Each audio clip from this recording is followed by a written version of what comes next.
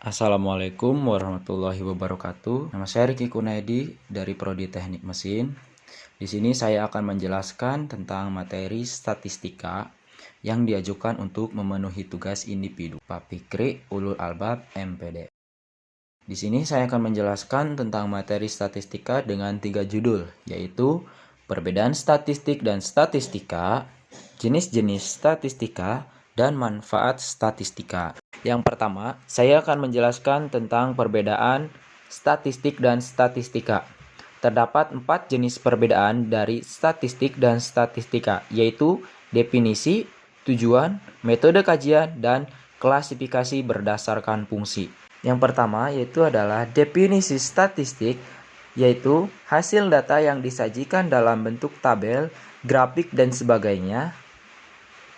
Definisi statistika yaitu metode ilmiah mengenai cara untuk mengumpulkan, mengelola, menganalisa penyajian data. Tujuan statistik yaitu pengelolaan hasil data sehingga lebih mudah diinterpretasikan dan digunakan untuk tujuan tertentu. Sedang tujuan statistika yaitu mendapatkan gambaran dari sekumpulan data yang sudah dikaji sehingga dapat ditarik kesimpulan. Yang ketiga, metode kajian statistik yaitu kumpulan data yang sudah dikelola pada proses statistika baik berupa bilangan maupun non-bilangan. Sedang statistika yaitu metode kajiannya eksperimen dan survei. Yang terakhir, klasifikasi berdasarkan fungsi. Statistika yaitu gambaran data dalam bentuk bilangan, angka, tabel grafik, dan sebagainya. Dan gambaran data dalam bentuk ukurannya yaitu mewakili objek, sampel, atau populasi. Sedangkan klasifikasi berdasarkan fungsi statistika yaitu statistika deskriptif dan statistika inferensia. Yang kedua yaitu adalah jenis-jenis statistika. Terdapat 3 jenis statistika. Yang pertama berdasarkan jenisnya, yang kedua berdasarkan orientasi pembahasannya, dan yang ketiga yaitu berdasarkan tujuan atau tahap analisis. Yang pertama, berdasarkan jenisnya, yaitu 1. Statistika kuantitatif, yaitu data yang berupa bilangan dan nilainya bisa berubah-ubah. Kedua, statistika kualitatif, yaitu data yang menggambarkan keadaan objek yang dimaksud. 1. Statistika matematik atau mathematical statistic, yaitu lebih dikenal dengan statistika teoritis.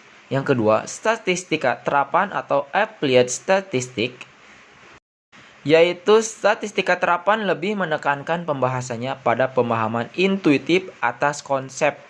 Yang terakhir, jenis statistik berdasarkan tujuan atau tahap analisis. Yang pertama, statistika deskriptif atau statistika yang dalam analisisnya bertujuan untuk memperoleh gambaran atau deskripsi tentang data yang dianalisis. Yang kedua, statistika inferensia. Statistika inferensia adalah statistika yang berkenaan dengan cara penarikan kesimpulan berdasarkan data yang diperoleh dari sampel untuk menggambarkan karakteristik atau ciri populasi. Judul yang ketiga yaitu adalah manfaat statistika. Bagaimana itu manfaatnya? Yang pertama, kita mendapatkan gambaran mengenai suatu fenomena tertentu dengan lebih sederhana melalui ukuran-ukuran statistik. Yang kedua, mampu mengambil kesimpulan dengan tingkat kepercayaan tertentu berdasarkan sampel dari populasi. Yang ketiga, dapat melakukan efisiensi biaya melalui sampling. Yang keempat, dapat membuat pemodelan dari sebuah permasalahan. Yang kelima, dapat mengetahui apa saja faktor yang berhubungan dengan sebuah permasalahan. Yang keenam, dapat mengetahui efek dari sebuah variabel. Yang ketujuh, dapat melakukan peramalan data untuk masa mendatang. Jadi, bagaimana kesimpulannya? Dalam pelaksanaannya, statistik banyak digunakan dalam beberapa bidang, yaitu bidang politik, marketing, keuangan dan ekonomi makro, kedokteran dan farmasi, pertanian, sejarah, sastra dan budaya, bidang asuransi atau aktuarika, bidang ilmu biologi atau biostatika, dan masih banyak lagi. Yang pertama, bidang politik dan pemerintahan untuk memprediksi calon terpilih dalam pemilihan umum atau quick count. Yang kedua, bidang marketing untuk mengetahui faktor-faktor yang mempengaruhi penjualan. Yang ketiga, bidang keuangan dan ekonomi makro untuk mengetahui mengenai pengaruh yang ditimbulkan dari kebijakan makro pemerintah pada peningkatan kesejahteraan, inflasi, dan sebagainya. Nah, bidang kedokteran dan farmasi untuk mengetahui efek sediaan obat terhadap penyakit tertentu. Di bidang pertanian untuk mengetahui bibit unggul, dan yang terakhir di bidang sejarah, sastra, dan budaya untuk mengetahui dampak yang ditimbulkan dari munculnya kebudayaan asing terhadap kebudayaan lokal. Nah, terima kasih atas perhatiannya. Kurang lebihnya mohon maaf. Billahi taufiq wal hidayah. Wassalamualaikum warahmatullahi wabarakatuh.